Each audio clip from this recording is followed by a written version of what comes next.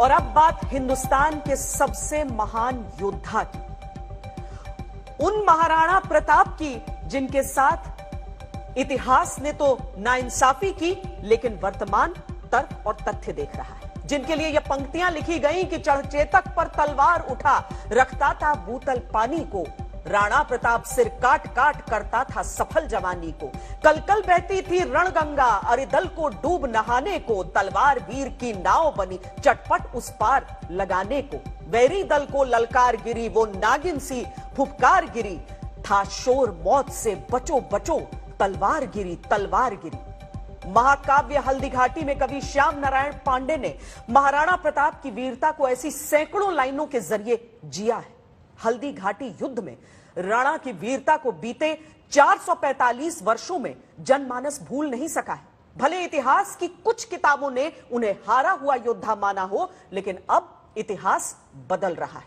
अब archaeological survey of India भी इस बात को मान रहा है कि राणा प्रताप हल्दी घाटी की लड़ाई में हारे नहीं थे। एएसआई ने उस शिलाखंड को हटाने का आदेश दिया है जिसमें महाराणा प्रताप की हार लिखी गई थी। जिसकी जयकार प्रताप है,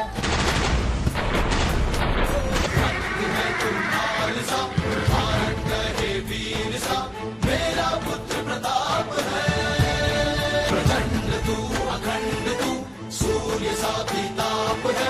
राणा की तलवार एक बार युद्ध भूमि में बिजली सी चमकी तो फिर मयान में वापस नहीं गई। रण क्षेत्र में एक बार धारण किया योद्धा का कवच तो जीवन भर उतारा नहीं।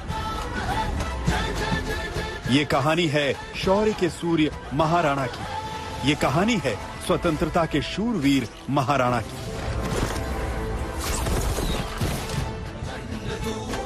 मेवाड़ के महाराणा का शौर्य अद्भुत था। उनकी शक्ति और संकल्प अकल्पनीय था।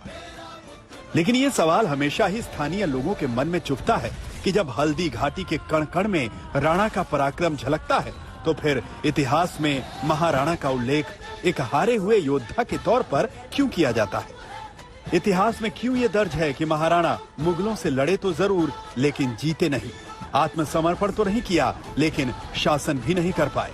क्या ये इतिहास सही है या इसमें तथ्यात्मक गलतियां हैं? इस समय ये देश का ट्रेंडिंग सवाल है। 3 दिन पहले करणी सेना ने राजसमंद जिले के रक्ततलाई से वो विवादित पट्टी बदल दी जिसमें महाराणा प्रताप के पीछे हटने की बात लिखी थी।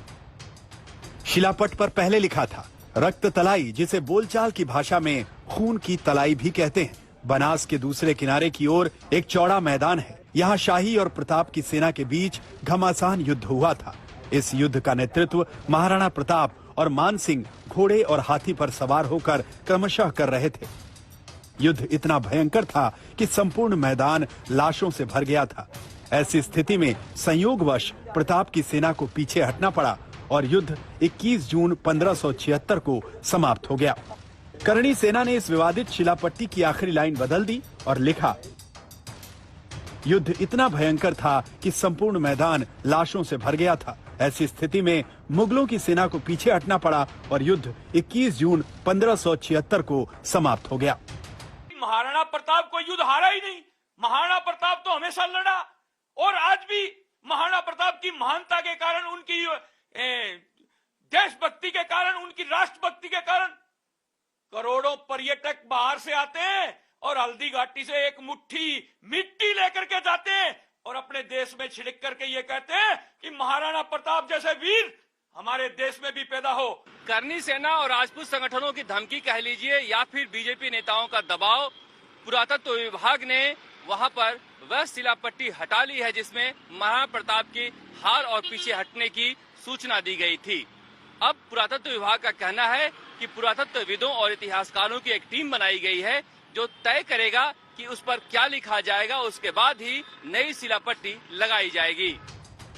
विवाद तो पुराना है, लेकिन आर्कियोलॉजिकल सर्वे ऑफ इंडिया ने अब संज्ञान लिया और पुराने शिलापटों को बदलने का फैसला ले लिया। अफसर बोल रहे हैं अब नए शिलापट पुष्ट ऐतिहासिक तथ्यों के आधार पर ही होंगे। ये महाराणा प्रताप के स्वाभिमान, शक्ति, पराक्रम और स्वाभिमान से, विशेष रूप से स्वाभिमान से संबंधित है और उसी चीज को ध्यान में रख के इन सूचना पटों में परिवर्तन किया जाएगा। कुछ साल पहले राजस्थान में बीजेपी की सरकार ने इतिहासकार चंद्रशेखर शर्मा के शोध के आधार पर पाठ्य पुस्तकों में हल्दी घाटी के युद्ध में महाराणा प्रताप को विजेता घोषित किया था।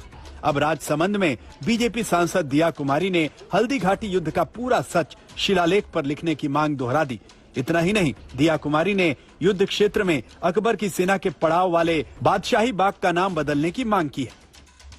हमारे लिए बहुत ही वो गौरव का प्रतीक है, बलिदान और जिस तरह से वीरता का वो एक हमारे लिए उदाहरण उन्होंने पूरे राजस्थान को दिया है और हम सब उनको पूजते हैं। तो बिल्कुल अगर उनकी जीवन से कुछ भी अगर गलत तरीके से वहां पर कुछ भी ऐसा लगा हुआ था या गलत इन्फॉर्मेशन वहां पर हम लोग वहां पर लगी हुई थी, तो उसको तो बदलना हम सभी का कर्तव्य है और हमको एक रिस्पॉन्सिबल, मैंने तो अपना कर्तव्य निभाया। सही तथ्य ही पेश होने चाहिए। जो हमारे पास ASI की साइट पे या हमारे लिटरेचर में जो हमारे बुक्स जो हमारे पास अवेलेबल है उसमें जो तथ्य हैं वही तथ्य आने चाहिए जनता के सामने। सवाल यही है कि क्या इतिहास को बदलकर महाराणा को कमतर आंका गया? क्या महाराणा प्रताप की गौरव गाथा अब तक अपने हिस्से की जीत की मोहताज रही है?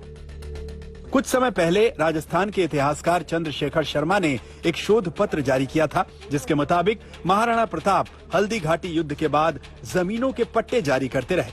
सवाल ये कि एक हारा हुआ शासक पट्टे कैसे जारी करता रहा? मेरा प्रश्न ये है कि अगर वहां पर मुगल जीते होते, मुगलों का अधिकार हुआ होता, तो वहां पर अकबर पट्टे जारी करता, वहां पर अकबर के सिक्के चल रहे होते, वहां पर मुगल सेना का चौकीदार होता, जैसा कि चित्तौड़ के किले में था, मांडलगढ़ के किले में था। तो ये बहुत ही सुस्पष्ट है कि जिस भूमि पर जिस राजा का अधिकार था, विजय उसकी हुई थी। हल्दी घाटी के युद्ध में जीत हार के रिकॉर्ड पर विवाद रहा है, लेकिन इस पर कोई विवाद नहीं कि महाराणा का संघर्ष मुगलों के खिलाफ छापामार युद्ध की शुरुआत थी। यानी मैदानी इलाकों में मुगलों की जबरदस्त ताकत पहाड़ियों में बौनी हो जाती थी, और जब पहाड़ जैसे इरादे वाले महाराणा प्रताप से मुगलों का सामना हुआ तो मुगल 6 साल की लंबी लड़ाई में उलझ गए। इतिहासकार ये भी दावा करते हैं कि युद्ध के बाद कुछ वर्षों में महाराणा प्रताप ने कुंभलगढ़ समेत तमाम क्षेत्रों पर वापस अधिकार हासिल कर लिया था। खुद अकबर के दरबारी इतिहासकार लिखते रहे हैं कि महाराणा ने कभी हार नहीं मानी, महाराणा कभी झुके नहीं। श्वेता सिंह के साथ शरद कुमार, आज तक।